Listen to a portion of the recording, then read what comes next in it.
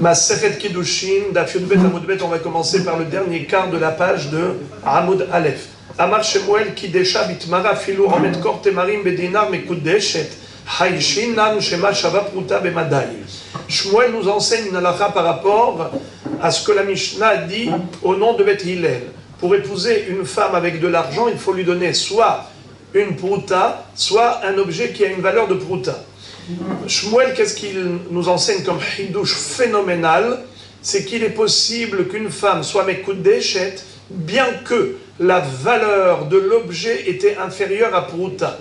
Par exemple, imaginons, Reuven a donné à Rachel une date, Tmara, Tamar. Il lui a dit, Ariat mekudeshet li betamar zo, kedat Moshe ve Israël.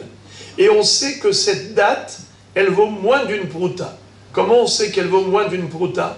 Eh bien, on peut acheter par exemple un corps de tmarim. Corps c'est une très grande mesure. Dans un corps, il y a 30 CA. Dans une CA, il y a 6 cabines. Dans un cab, il y a 4 logim. Dans un log, il y a 6 betzim. Faites le calcul, vous verrez qu'est-ce que c'est que juste un corps. Alors, c'est comme si on disait une tonne de date pour un dinar. Ce qui veut dire que chaque date, elle vaut bien moins qu'une pruta. Et tout de même, bien que la date coûtait moins d'une pruta, Shmuel a dit qu'elle est mekudeshet. Comment ça se fait? Parce qu'il dit, certes, ici, dans cette ville, dans ce pays, la date, elle vaut moins d'une pruta, mais peut-être que dans un autre pays, la date vaut une pruta. Lui, Shmuel a parlé de Madaï. Dans le pays de Médi à Madaï, il n'y avait pas de date. Donc les dates, elles coûtaient cher. Donc une date, c'est sûr qu'elle vaut une pruta. Alors Shmuel dit, certes, si le Hatan a dit à la Kala, Ariad mekudeshet li bitmarazu kedat Moshe Israël, on sait pertinemment que cette date, elle ne vaut pas une pruta. C'est sûr, c'est certain.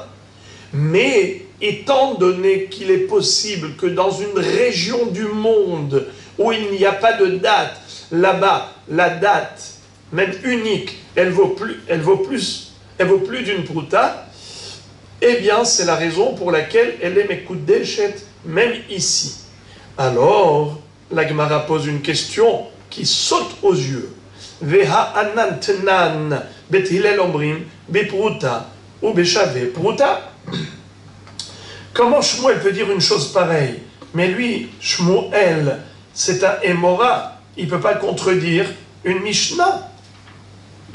La Mishnah nous a dit clairement que pour se marier, il faut donner à la Kala soit une pruta, soit un objet qui a une valeur de pruta, shavé pruta.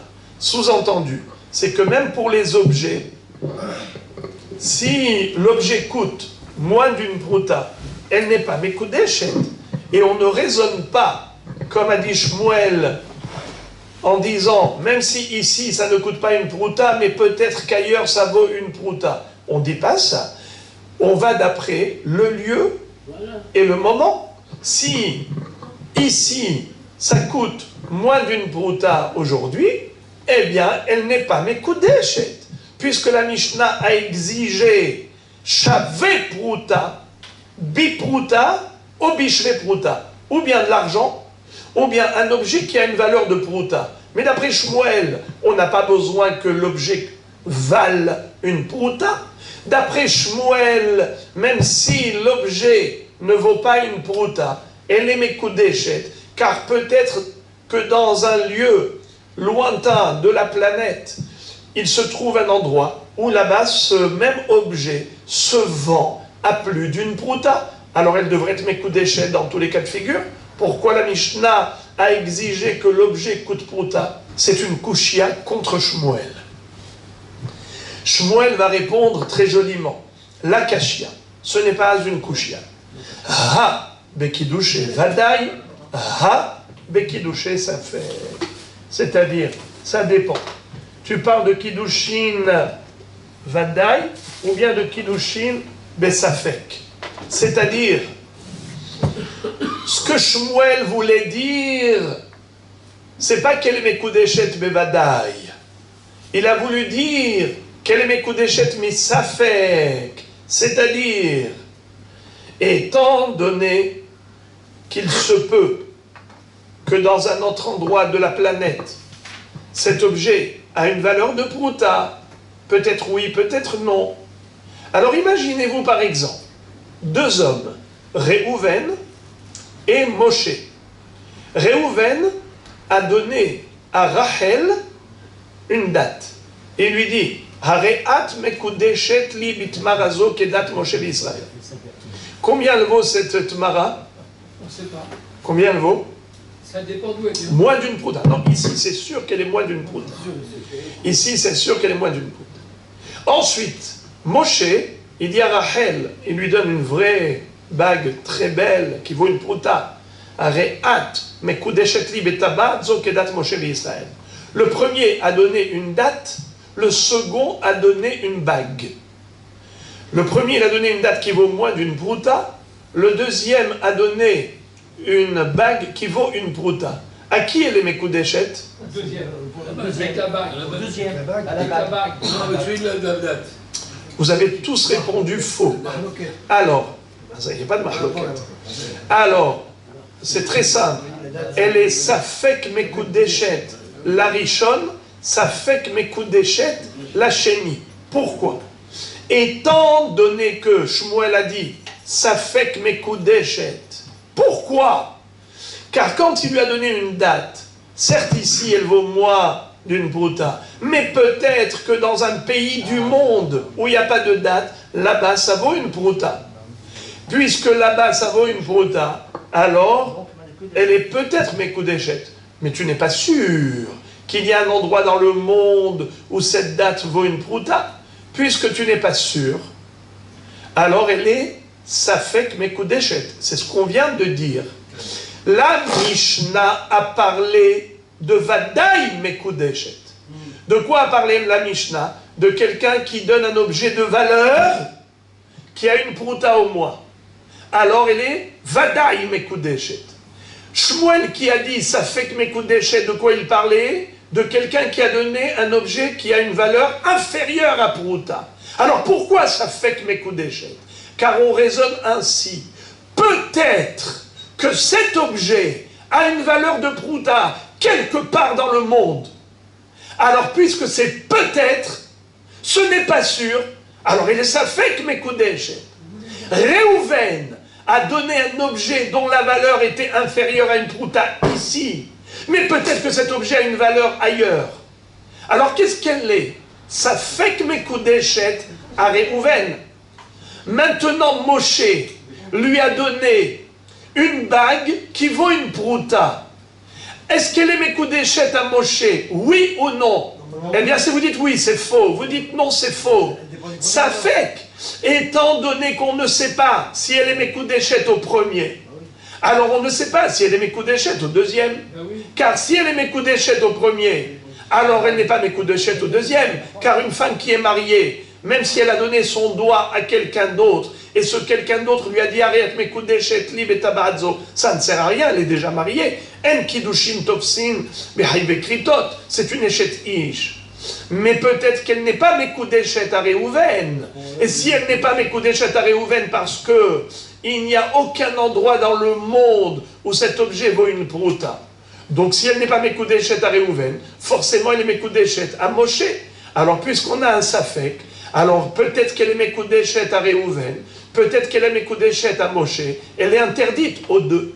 Elle ne pourra pas avoir une relation avec Réhouven car elle est peut-être mariée à Moshe. Elle ne pourra pas avoir une relation avec Moshe car elle est peut-être mariée à Réhouven. Qu'est-ce qu'il faut faire? Il faut que les deux lui donnent un guet. Rabotai, je vous donne un cas identique, sauf que je ne vais pas vous parler de Réhouven et de Moshe, je vais parler que de Réhouven. Réhouven a donné une date à cette cas-là. Ariat Mekudeshet li betmarazo. Elle ne vaut pas une prouta ici. Shmuel dit peut-être que ça vaut ailleurs une prouta. Alors ça fait que Mekudeshet. Voilà. Réhouven lui a donné. Alors maintenant, que se passe-t-il? Qu'est-ce qu'il faut faire? Alors regardez ce qu'il faut faire. Soit il lui donne un guet, parce que sinon cette femme elle va rester bloquée toute sa vie. Soit qu'il refasse lui les kiddushin. Pourquoi? Car peut-être qu'elle est déjà Mekoudeshet à Réhouven, mais peut-être non. Puisque peut-être oui, peut-être non. Elle n'a pas le droit de se marier avec un autre homme, car elle est peut-être déjà mariée à Réhouven. Et elle ne peut pas aller avec Réhouven, parce que peut-être qu'elle n'est pas mariée à Réhouven, car la date qu'il lui a donnée, peut-être que nulle part dans le monde, elle ne vaut une prouta. Et étant donné que elle est Safek Mekoudeshet, alors de deux choses l'une. Soit si elle veut rester avec lui, et lui veut rester avec elle, alors il faut refaire les Kiddushin. Soit s'ils ne veulent pas rester ensemble, alors il faut qu'il lui donne un guet. S'ils ne veulent pas se marier, alors qu'il lui donne un guet. Car elle est peut-être déjà mariée à Réhouven. J'ouvre une parenthèse pour vous donner un pirouche de Rambam. Rambam dit, pourquoi est-ce qu'on a parlé de Tmara? On aurait pu parler d'une tomate ou d'une carotte. Pourquoi on a parlé de Tmara? Eh bien, il dit quelque chose d'extraordinaire. Il dit que les Tmarim, les dates, c'est quelque chose qui se conserve longtemps. D'ailleurs, ça ne pourrit presque jamais. Alors, on peut voyager depuis ici, là où on a la date, jusqu'au pays où ça vaut la prouta. Ce n'est que dans cette mesure-là qu'en effet, on dit qu'elle est Mekoudeshet. Pourquoi? Parce que, en effet, il y a un potentiel de prouta si voyager avec là-bas. Mais c'est seulement une date. Mais si c'était une carotte ou une tomate, que même si tu voyages à Madaï, ça va pourrir chemin faisant. Donc il n'y a aucun moyen de convertir le nom Shavé Prouta en Shavé Prouta dans ce lieu. Ça veut dire de le rendre Shavé Prouta là-bas, eh bien, elle n'est pas Mekoudeshet. C'est Rambam. Haou Gabra de Akdish Bisvada de Orde. Il était une fois un homme qui a épousé une femme avec Zvada de Urde. Ça veut dire quoi? Avec une valise pleine de mochin, de tissus, toutes sortes de tissus. Aguda shel mochin. Zvada, j'ai appelé ça une valise, mais ça veut dire une botte. C'est quoi les mochin? Toutes sortes de tissus, des chiffons et autres. Des chiffons. C'est bon, un paquet de chiffons? Il faut la valeur. Bravo. Yativ Rav Shimi bar Chaya Kame de Rav, Vekame Ayen Ba, Idbesh Vepruta In Ilolo. Il y avait là-bas Rav Shimi bar Chaya qui était devant Rav et il était en train d'évaluer et de voir s'il y avait une prouta. Il a dit s'il y a une prouta, oui, s'il n'y a pas de prouta, non. Idba, je fais prouta. In, illa, la. Si oui, oui, si non, non. La Gemara pose la question, elle dit oui, l'itba, je vais prouta là. Et s'il n'y a pas de je vais prouta, non. Ve'amar Shmuel haïshinan. Pourtant, Shmuel a dit que oui, il faut tenir compte de l'éventualité que ça coûte une prouta en Madaï, dans le pays de Madaï. Alors là aussi, les tissus, c'est quelque chose que tu peux transporter jusqu'en Madaï, et là-bas, ça peut être Shavé Prouta. Alors pourquoi il était en train d'évaluer? Qu'est-ce que ça change? Que ça vale une prouta ou pas? Ça change rien. La Gemara dit Ha bekidouché vadai, ha bekidouché safek. Pourquoi il était en train d'évaluer? Pour savoir s'il y a une prouta, c'est vadai mekoudeshet. S'il n'y a pas de prouta, alors safek mekoudeshet. Quelle est la différence, les amis? Allez, je vous écoute. Quelle différence entre Kidouché Vadai et Kidouché Safek? Dans le premier cas, si ça vaut une prouta, elle est variée, c'est bon. Sinon, soit il faut qu'il donne un guet, soit il faut qu'il en fasse un Kiddushin. Bravo. Donc c'est exactement ça. Il voulait savoir est-ce que c'était Kidouché Vadai ou Kidouché Safek. Si c'est Kidouché Vadai, alors même si elle va recevoir des Kiddushin de quelqu'un d'autre, ça ne sert à rien parce qu'elle est déjà Mekoudeshet au premier. Mais si c'est Safek, alors imaginons qu'elle ait reçu Kiddushin de quelqu'un d'autre, eh bien pour aller ni avec l'un ni avec l'autre, il faut un guet des deux. Et si elle veut rester avec le premier, il faut un guet du deuxième et refaire Kiddushin avec le premier. Très bien. Maintenant, la Gemara va nous raconter une histoire qui est juste le contraire de Shmuel. C'est Rav Hizda qui n'est pas d'accord avec Shmuel. Hahu Gavra. Il était une fois un homme, des Akdish Be'avna de Kohala, qui a épousé une Kala avec Even Kohala. C'est quoi Even Kohala? Une pierre de marbre, comme ça dit Rashi. Shaish Shahor Domé les Kahol. Du marbre noir qui tend vers le bleu marine. C'est-à-dire comme un saphir, quelque chose qui ressemble à une pierre. Mais ce n'est pas une pierre précieuse. C'est une pierre de marbre qui est jolie. On fait avec ça de beaux bijoux, mais c'était juste Avna de Kohal. Comme un zircon. Alors, Yativ Rav Hizda ve Kamesha Erle. Idbeshve Pruta in ve ilala. Alors, Rav Hizda était en train d'évaluer la valeur, d'estimer la valeur de cette pierre. Si ça vaut un Pruta, oui ou non. Si ça vaut Pruta, mais coup d'échette. Si ça ne vaut pas Pruta, elle n'est pas mes coups d'échette. J'ouvre une parenthèse pour vous dire que Rabbeinu Tam, dans le Daftet, dans Tosfot Daftet, il dit qu'il ne faut pas se marier avec des pierres précieuses. Pourquoi?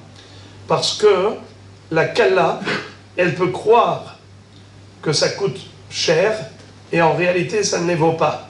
Ça veut dire qu'il faut quelque chose qui ne berce pas d'illusions les gens et qu'on ne tombe pas des nus.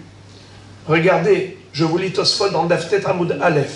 Omer Rabbeinu Tam, de Atal Hashmoinam, de Davka Shira, Ehud Elotzriche Shuma, les filles chez Shumatan Yadoua Ktsat, ואין רגילים לטעות בו כל כך. אבל שאר דברים כגון אבנים טובות ומרגליות, שיש שאינם טובות אלא מעט, ורגילים לטעות בהרבה יותר משוויים, צריכי שומה משום דלא סמכה דעתה, ולפיכך נהגו העולם לקדש בטבעת שאין בה אבן. C'est beau, ok? Il dit pourquoi le minhag, c'est de se marier avec une bague toute simple, où il n'y a pas de pierre précieuse, il n'y a pas de solitaire. Pourquoi? Parce que on ne veut pas des objets où on peut vraiment se tromper. On peut faire passer ça comme si ça valait, par exemple, 10 000 shekels, ou plutôt 100 000 shekels, 100 000 shekels alors que c'est un zircon qui vaut 1000 shekels. Tu comprends? Alors, c'est pour cela qu'il ne faut pas prendre des choses où l'erreur, elle est facile. On prend que des choses dont la chouma, elle est yedoura, c'est-à-dire dont on sait approximativement quelle est la valeur. Elle sait que ça vaut une prouta, ça c'est sûr, ça peut valoir tant et tant, mais pas des choses dont la valeur, l'erreur, elle peut être disproportionnée. Alors ici, on a parlé d'une pierre de marbre, et non pas d'une pierre précieuse, c'est pas une margalite ici. Avna de Kohala, Shaish, Shahor, Domé les Kahol. Alors Afrizda, qui estimait, évaluait, s'il y avait une prouta pour dire, mais coup d'échette, sinon non. La Gemara pose la question, elle dit, ah bon, et sinon non, ça veut dire qu'avec certitude, elle n'est pas mes coups d'échette, mais il idbash avec prouta lo, ve amar Shmuel haishinan. Pourtant, Shmuel a dit quel est sa fek mekudeshet, car nous craignons que peut-être cet objet qui ne vaut pas une prouta ici vaut une prouta ailleurs. Écoutez cette phrase, elle est importante. Rav Hasda, lo savarla di Shmuel. Tout simplement. Rav Hizda n'est pas d'accord avec Shmuel. Et il dit, ça n'existe pas ça. Rabbi Matok, là vous allez vous réjouir. Rav Hizda dit comme vous avez dit. Ici, ça ne vaut pas une prouta, eh bien finish. On ne va pas chercher midi à 14h, que peut-être dans un coin éloigné de la planète Terre se trouve un endroit où cet objet vaut une prouta. Donc il dit, on ne se focalise que dans le lieu et le moment durant et où il y a eu les Kiddushin. Maintenant, on va raconter des histoires. Amrale Imeh.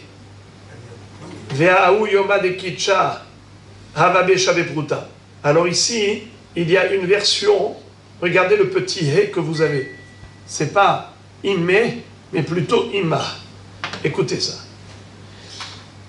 La mère de la Kala a dit à Rav Hizda, Ve'ahahu yoma de kiddesha havabe shavepruta.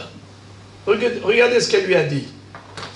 La mère de la Kala, qui voulait de ce mariage, elle a dit à Rav Hizda, pourquoi tu as dit qu'elle n'est pas Mekudeshet, ma fille, qu'elle n'est pas mariée? Parce que tu as trouvé que la pierre de marbre, elle coûtait moins d'une prouta. Et donc tu as invalidé les Kiddushin. Excuse me, Rav Hizda, je ne suis pas d'accord avec toi. Ma fille, elle est Mekudeshet. Car le jour où il lui a donné la pierre, elle valait une prouta. Allez, on va dire l'histoire. Par exemple, Rav Hizda a estimé la valeur de cette pierre. Il a dit, elle vaut moins d'une prouta, mais ça, il a dit 3 semaines après le mariage. 3 semaines après les Kiddushin. La maman dit, mais il y a 3 semaines, le jour des Kiddushin, ça valait une prouta. D'après vous, qu'est-ce que Rav Hizda va dire? Il va poser la question un certificat. Il n'y avait pas de Redim. Il n'y avait pas de... Ne fais pas la belle-mère. Alors, Rav Hizda va dire Ena Mekudeshet. Il va dire Lav kol keminach de asratle abatra. Vous savez qu'est-ce qui s'est passé? Écoutez bien. Réhouven et Moshe. Réhouven a donné à Rachel une pierre de marbre. Il lui dit Hareat Mekudeshet li Beshaish ze. Tu m'es marié avec ce morceau de marbre. Avec ça, tu vas pouvoir fabriquer des bijoux. Un beau collier en pierre de marbre, du granit. Et Rav Hizda dit, mais attends, excusez-moi, j'ai oublié. Ensuite, il y a Moshe qui est arrivé. Moshe lui dit, tu veux m'épouser? Pourquoi pas?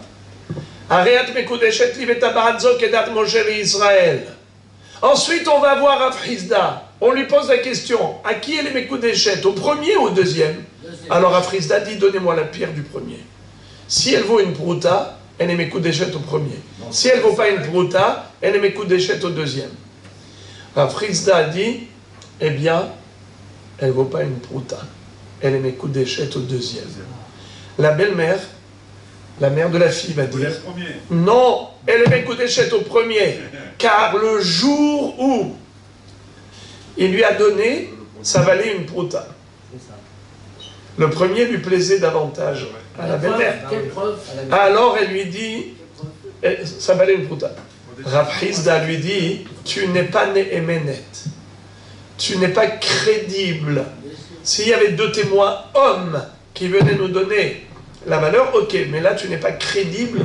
Figurez-vous, Lav kol keminach de asrat le abatra. Lav kol keminach le aïd sharishonim kiddushim et osrata abatra. D'accord? Alors, d'après Rav Hizda, les Mekudeshet à qui? Au deuxième. Bravo. La Gemara, plutôt Rav Hizda, regardez, tournez la page. Rav Hizda, lui-même, compare cette histoire à une autre histoire. Et il dit, Lav haïnu de Yehudit de Bethou de Rabbi Chia. N'est-ce pas que cela ressemble à l'histoire de Yehudit? C'était qui Yehudit? C'était qui? Il lui a dit, Lav haïnu de Yehudit de Bethou de Rabbi Chia.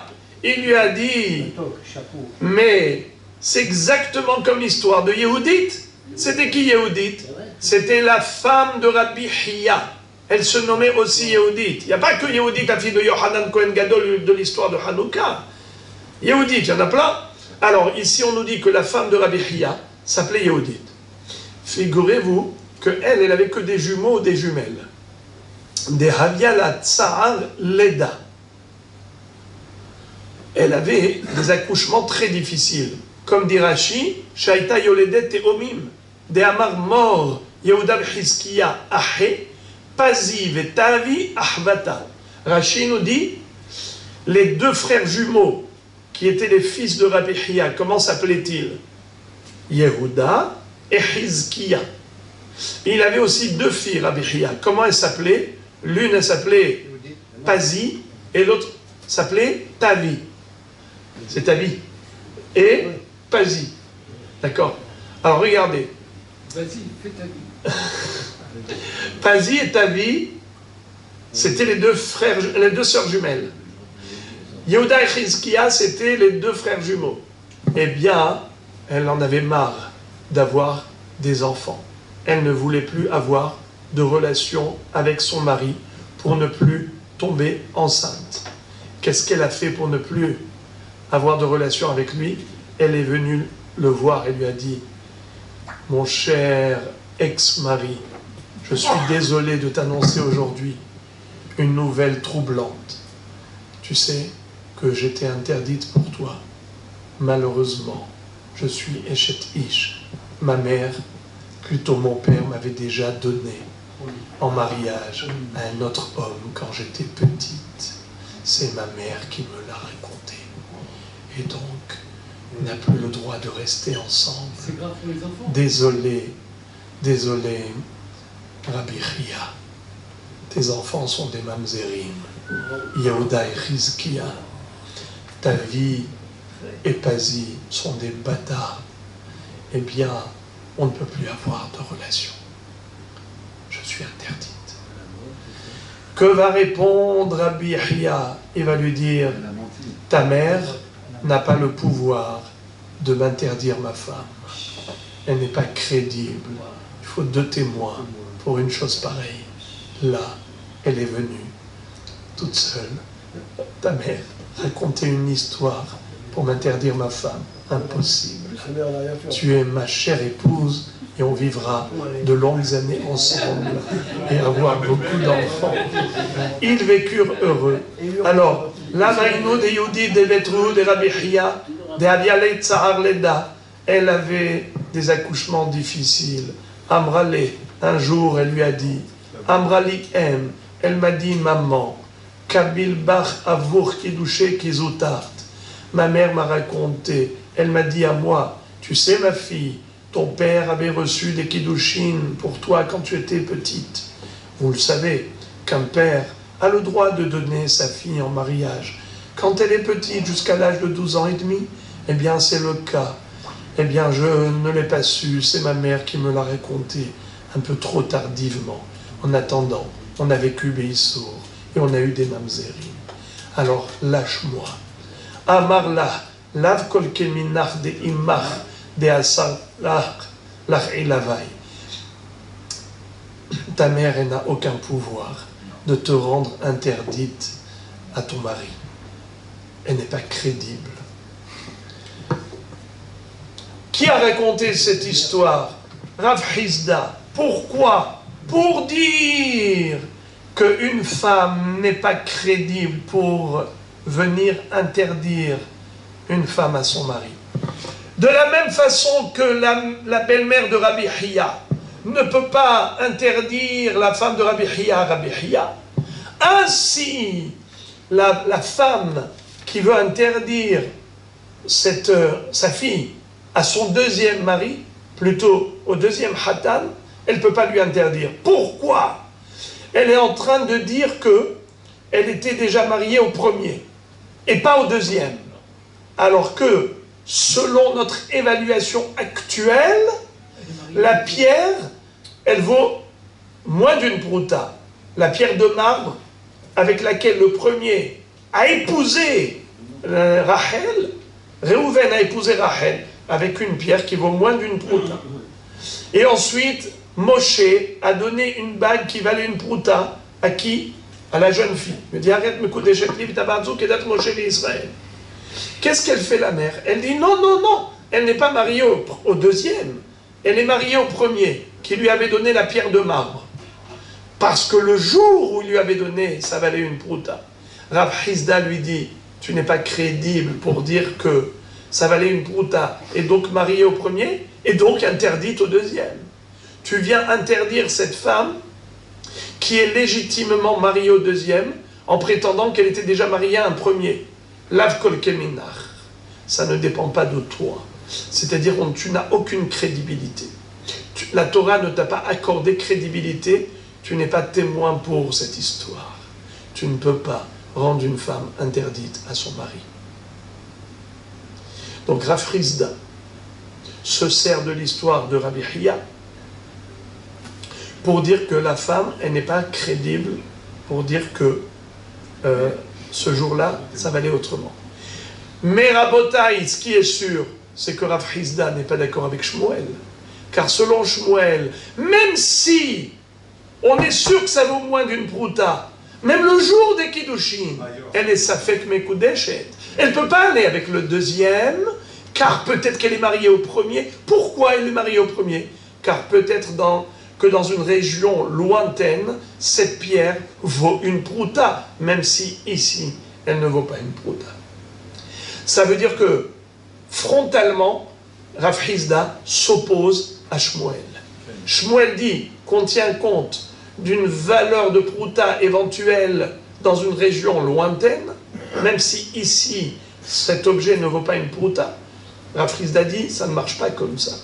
C'est en fonction du temps et de l'espace dans lequel on se trouve. Si à l'heure des Kiddushin, dans ce lieu, ça ne vaut pas une prouta, finish, elle n'est pas mekudeshet, et on n'a pas à tenir compte d'un autre endroit ou d'un autre temps, puisque nous n'avons pas de preuve que le jour de Kiddushin, ça valait une prouta. C'est la femme qui raconte ça, c'est la belle-mère, on ne tient pas compte. Tov. Amré les Rabbanan les Rav Hizda, les Hachamim ont dit à Rav Hizda, Abaye, ha'ika sahade be'idit, de yad'ed de be'hahu yoma, avabe shabe prouta. J'ai pas compris. On n'a pas compris, Rav Hizda. Pourquoi tu prends à la légère ce qu'a dit la belle-mère? Elle a dit que le jour J, le jour de Kiddushin, cette pierre de marbre, elle valait une prouta. Tu as dit, la femme n'est pas crédible pour interdire une femme à son mari. Excuse me, mais il y a un col. Vous savez c'est quoi un col? Une rumeur, comme quoi il y a des témoins dans la ville de Idit, en Babylonie, qui savent que cette pierre valait une prouta. Donc ça confirme ce qu'elle dit la belle-mère. Ika edim be'idit. Et là-bas, regardez s'il vous plaît, la 4e ligne de Rashi. Idit, Shem Makom. Ve'oto hayom, hayu bekan ve'alchu lahem. Ce jour-là, ils étaient là présents. Ils ont vu la pierre et ils ont estimé que ça valait une prouta. Et après, ils ont voyagé à la ville de Idit. Alors, pourquoi tu ne tiens pas compte de cette éventualité qu'il y a des témoins quelque part dans le monde? Qu'est-ce que répond Rav Hizda? Il dit Hashta miha litanhu kaman. Lui, qu'est-ce qu'il dit, Rav Hizda? Il dit où est-ce qu'ils sont ces Edim? C'est quoi ces rumeurs-là? Des rumeurs comme quoi il y a des Edim quelque part dans le monde. Elle est bonne celle-là. Je ne tiens pas compte des rumeurs qu'il y a des témoins dans la ville de Idit. Et de ce fait, je ne tiens pas compte de cette éventualité qu'il y a peut-être des témoins dans la ville de Idit qui ont confirmé la valeur d'une prouta par rapport à cette pierre de marbre. S'ils étaient là, qui témoignaient, bien sûr, mais maintenant il n'y a aucun témoin qui est venu me dire, il n'y a pas de témoins qui sont venus me dire que ça valait une prouta. C'est juste la belle-mère. Et il y a des rumeurs qu'il y a des Edim là-bas, dans la ville de Idit. Je n'y crois pas. S'ils étaient là, j'aurais cru. S'ils ne sont pas là, je n'y crois pas. Là, vaïnou de Rabbi Hanina. D'ailleurs, sur quoi s'appuie Rav Hizda pour ne pas tenir compte de ces rumeurs? Il dit, n'est-ce pas que ça ressemble à l'histoire de Rabbi Hanina?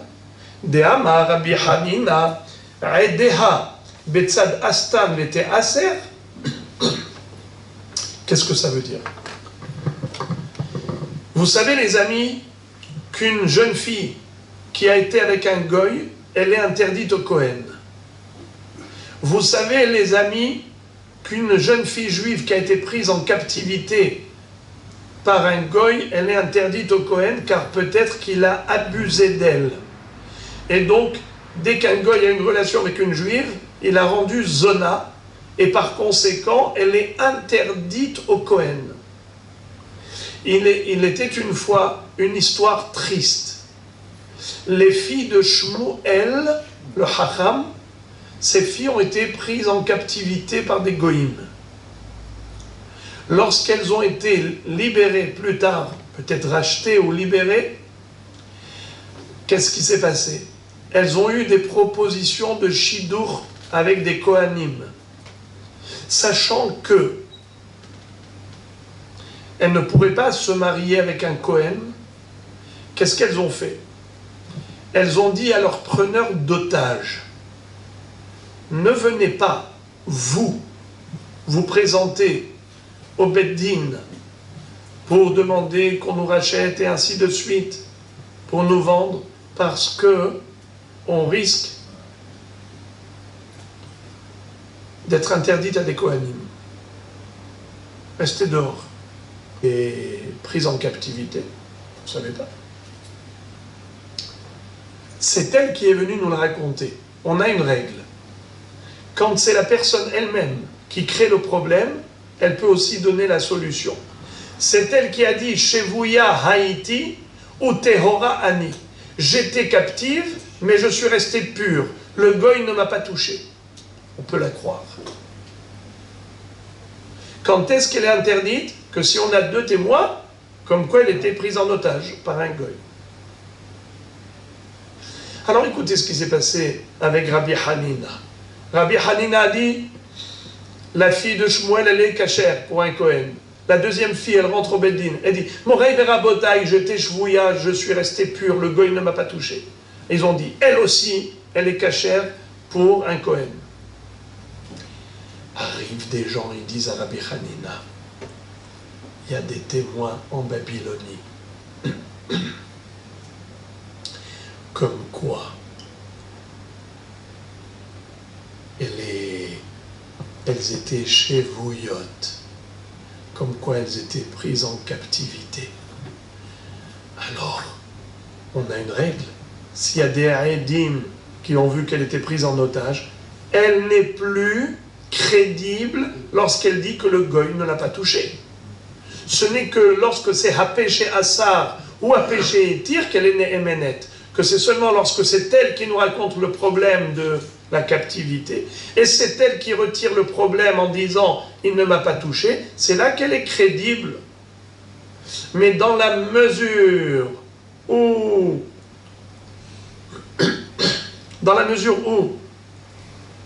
aidez-moi, des gens l'ont vue comme étant prise en captivité, eh bien elle restera interdite. Le Kohen, elle ne peut pas dire non, il ne m'a pas touché, il ne m'a pas touché. Elle peut dire ce qu'elle veut. Il y a un avant ou un après. Exactement. Alors, Morei Verabotai, maintenant, qu'est-ce que je voudrais vous demander? Ici, quelle est la preuve que Rav Hizda cite? Eh bien, c'est que Rabbi Hanina, il s'est exprimé de la même façon. Quand on lui a dit, il y a des témoins qui ont vu qu'elle était shvouya, qu'elles étaient prises en otage. Il a répondu en disant Aideha betzad Astan. Les Eidim se trouvent à Astan. C'est quoi Astan? Le nord. La Babylonie s'appelle le nord d'Israël, car c'est au nord d'Israël. Le dit Aideha betzad Astan. On vous raconte des rumeurs qu'il y a des Eidim qui se trouvent là-bas en Babylonie, qui ont vu qu'elle était prise en otage et nanani nanana. Vous voulez interdire ces filles aujourd'hui juste sur la base de rumeurs? Si les Eidim étaient là et qu'ils racontaient qu'elles ont été prises en captivité, ok, j'accepte de les interdire. Mais là, vous avez vu les Eidim, vous les avez entendus, on vous raconte qu'il y a des Eidim en Babylonie. Aideha betzad Astan. Vous avez vu les Eidim? Non. Alors, je n'en tiens pas compte. Il y a quelque chose qui me gêne depuis logique. Parce qu'il est un expert pour déterminer la valeur de la pierre.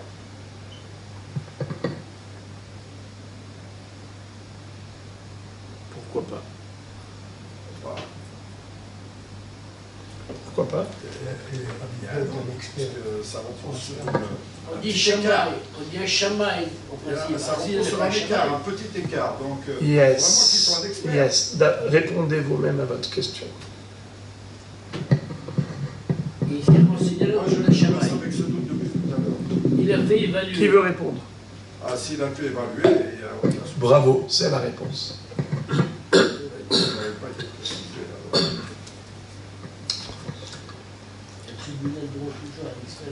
Haïnou de Rabbi Hanina, d'Amar Rabbi Hanina, Aidea Betzad Astan Veteaser. Là, Haïnou de Rabbi Hanina, n'est-ce pas que c'est cela ce que Rabbi Hanina lui-même nous a dit?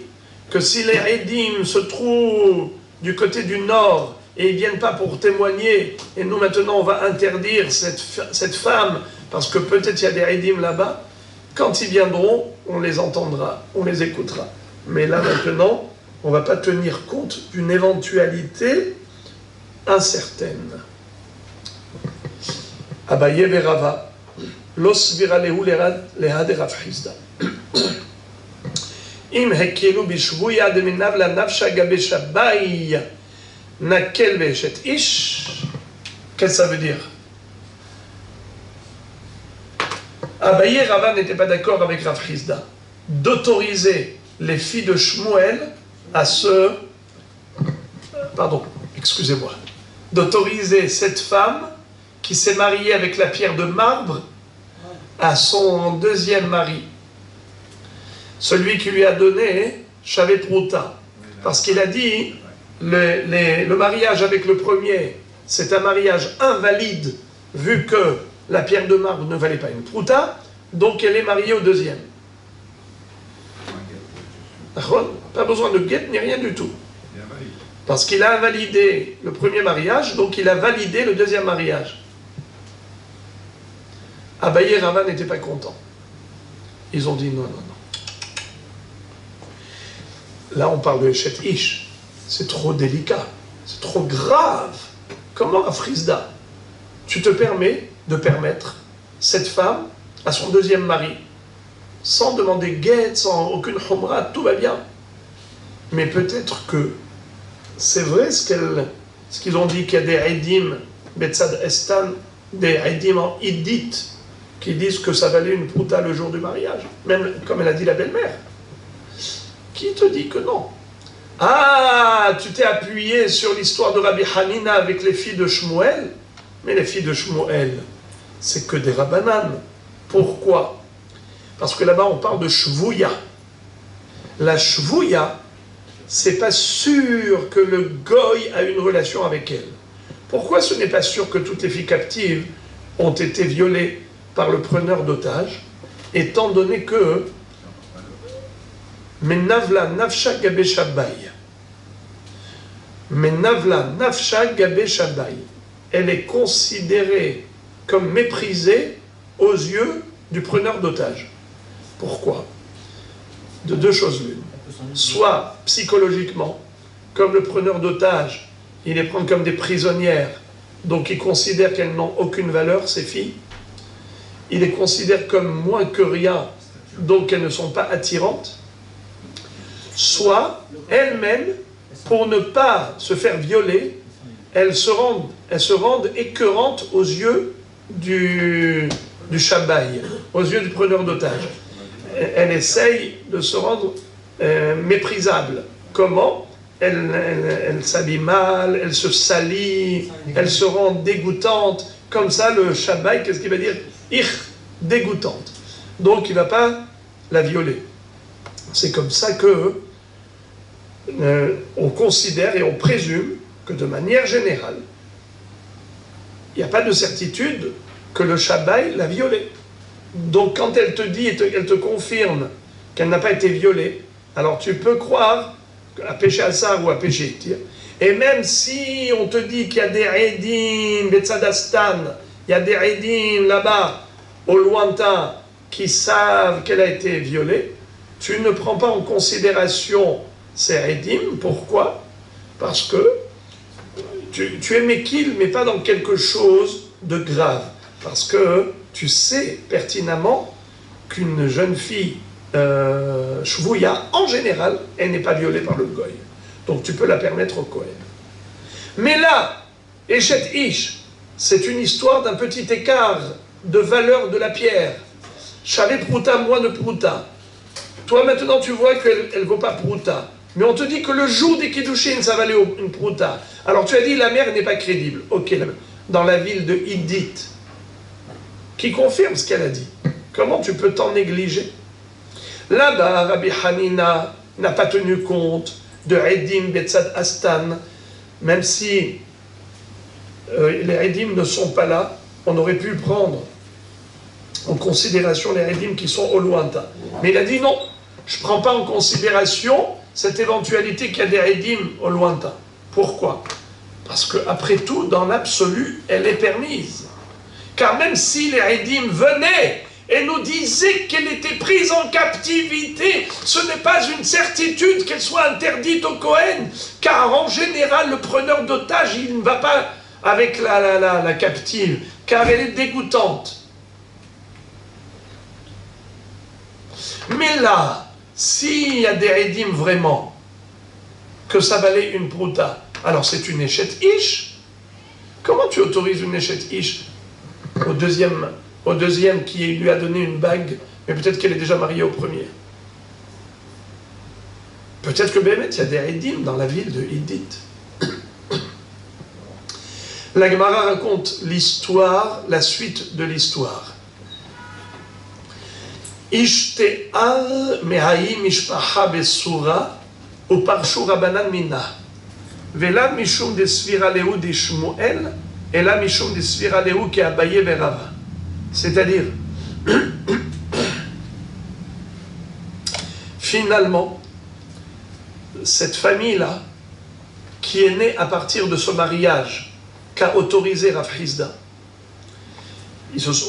Rav Hizda, qu'est-ce qu'il a dit? Elle n'est pas mariée au premier, elle est mariée au second. Ils ont eu des enfants, figurez-vous. Quand ils ont l'histoire des Edim, que peut-être, c'est vrai qu'il y a des Edim dans la ville de Hiddit, qui prétendent que cette pierre-là, le jour J, le jour des Kiddushin, valait une prouta. Les Edim dans la ville de Hiddit, peut-être que c'est vrai qu'il y a des témoins. Et donc, dans ce cas-là, si la pierre valait une prouta le jour J, eh bien, Chlet, elle était mariée au premier. Et donc, le deuxième, c'est Chetkish. Les enfants sont des mamzerim. Très bien. La Gemara raconte encore une histoire.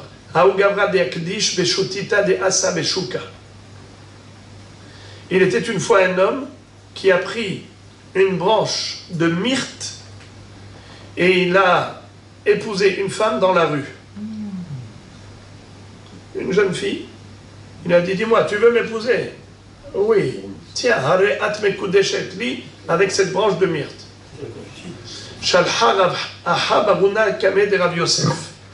Alors, Ahabaruna a posé la question à Rav Yosef. Quel est le din dans un cas pareil? Alors, qu'est-ce qu'il lui a dit? Shalachle nagde kerav. Il lui a dit, donne-lui des coups. Pourquoi? Parce que il a transgressé une des trois interdictions de Rav. Rav a dit que celui qui aimait Kadesh dans la rue, c'est la pritzut, eh bien, il mérite des coups. Ça veut dire que Rav, il recadrait les gens. Il leur faisait subir des coups qu'il leur infligeait pour les recadrer. Alors il lui a dit, celui-là, donne-lui des coups pour avoir fait des kiddushin dans la rue. Mais Atzrich Gita ki Shmuel. Et exige aussi un guet selon Shmuel. Car Shmuel a dit bien que cette branche de Hadass, elle ne vaut pas une prouta ici, mais étant donné que il existe un endroit dans le monde où ça peut valoir une prouta, peut-être que cette branche de myrte même si elle ne vaut pas une prouta ici, mais peut-être qu'elle vaut une prouta dans un coin éloigné de la planète, eh bien, il faut qu'il lui donne un get. Pourquoi il ne peut pas faire les kiddushin? Mais non, il veut, mais ça fait déjà lui donner une bonne tannée pour avoir fait kiddushin dans la rue avec une branche de myrte. Deuxièmement, on ne peut pas négliger les kiddushin en prétendant que ça ne vaut pas une prouta, cette branche de myrte, car peut-être qu'il y a un pays dans le monde où les myrtes, ça vaut cher. Alors, il faut qu'il donne un get. Maintenant, vous dites, mais il peut refaire les kiddushin? Oui, en effet, si elle est encore disponible et qu'elle veut bien. Mais imaginons que maintenant elle dise non. Ou bien imaginons que quelqu'un d'autre lui a donné des kiddushin, alors elle est ça fait que mes coups d'échette au premier, ça fait que mes coups d'échette au deuxième. Ok. Alors la Gemara dit, des Rav, Mangid Alman del Kadesh Beshuka, Rav infligeait des coups à celui qui faisait kiddushin dans la rue, Ve'al de Mekadesh Bebi'a, et par rapport à celui qui est Mekadesh Bebi'a, au lieu d'être Mekadesh Bekesef Obishtar, il utilisait la formule Bia. Ve'al de Mekadesh Bloshiduche, et aussi pour celui qui était Mekadesh sans Shidur. Ça veut dire quoi Mekadesh sans Shidur? Avant d'arriver au mariage direct, c'est pas comme ça, de but en blanc. Il faut d'abord des discussions, des conditions du mariage. Et là, ici, c'était sans Shidur, direct. Alors, même pour ça, il donnait des coups. Également, Al de Mevatel Gita, également pour celui qui était Mevatel Get. Qu'est-ce que ça veut dire Mevatel Get? Le get n'est pas valable.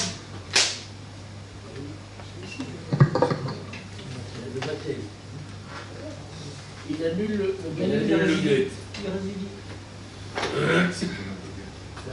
Il veut marcher arrière.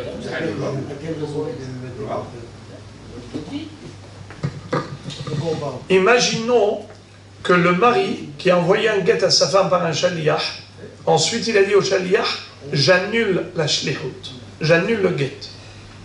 Donc je ne veux plus divorcer. Celui-là, même s'il donne le guet à la femme, elle ne sera pas divorcée. Car pour qu'il y ait divorce, il faut shlichut. Or maintenant le mari a annulé la shlichut. Alors maintenant, qu'est-ce qui s'est passé?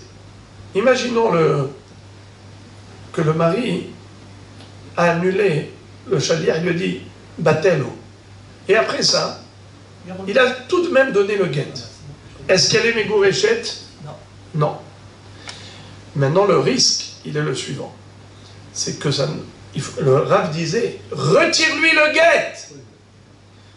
Parce que si tu vas juste faire une annulation verbale, et après ça, le shaliach, ce petit pêche-là, ce rachat, il va lui donner le guet malgré tout, les gens vont croire que c'est valable. Personne ne sait qu'il a annulé le shaliach. Donc, il ne faut pas que ce bitoul se fasse comme ça en aparté. Donc, il ne faut pas qu'il l'annule, parce que si jamais après il lui donne, il risquerait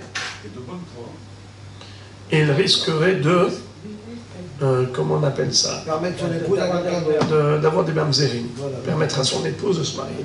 Mais al demasa modaa agita, également celui qui est moser modaa à la guette. Qu'est-ce que ça veut dire?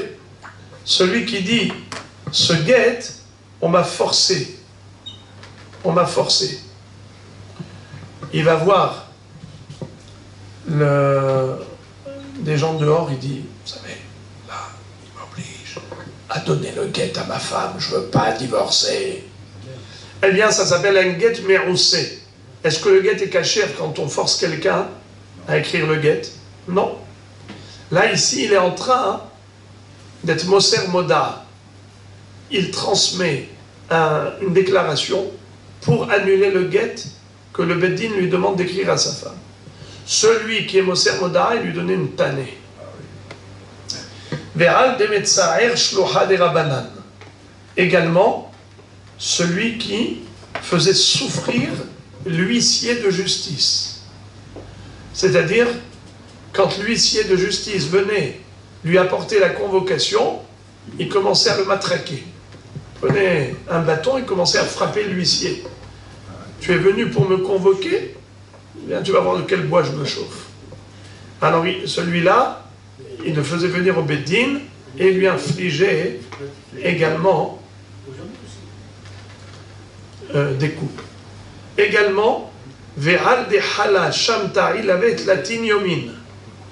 Également celui qui était 30 jours en nidouille et il ne vient pas pour demander l'annulation du nidouille. Ça veut dire qu'il n'en a rien à faire. Pourquoi on fait nidouille? On met quelqu'un en quarantaine, en excommunion. Cette excommunion, c'est pour lui faire prendre conscience de la gravité de son comportement. Alors il faut qu'il fasse teshuva et qu'il vienne demander pardon et qu'on lui annule, que le Beddin lui annule le nidouille. Lui, il reste 30 jours dans le nidouille, il n'en a rien à faire. Ça, c'est une négligence et un mépris du Beddin. Même pour cela, Rav lui donnait des coups. Ve'al hatana des dayer behamwa. Et également, le hatan qui habitait chez ses beaux-parents. Pourquoi? Parce qu'il y a un risque qu'il aille avec sa belle-mère. La Gemara dit, Ve'al hatana des dayer behamwa, s'ils habitent régulièrement chez les beaux-parents, stam hamot ohevet et hatana. En général, la belle-mère, elle aime son gendre. De amar mort, hevezaïr beishtecha me hatana rishon.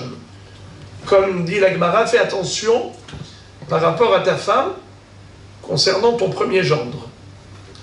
Eh bien, ceux qui habitaient chez leurs beaux-parents, eh bien, ils frappaient le gendre. La Gemara dit, Dedaïr in de halif là, c'est uniquement s'il habite chez les beaux-parents, et si juste, s'il n'habite pas, juste il passe les vacances là-bas. Il passe là-bas un moment. Ça, il permettait. Voilà qu'il y avait une fois un gendre qui est passé devant la porte de la maison de son beau-père, ça veut dire à peine un petit passage, et Rav Shechet lui a fait infliger des coups, ils l'ont roué de coups. Comment ça se fait? Pourtant il n'a pas habité là-bas régulièrement, c'était juste un petit passage à côté. Ahou midam havadai mahamate mine. Là-bas, c'était une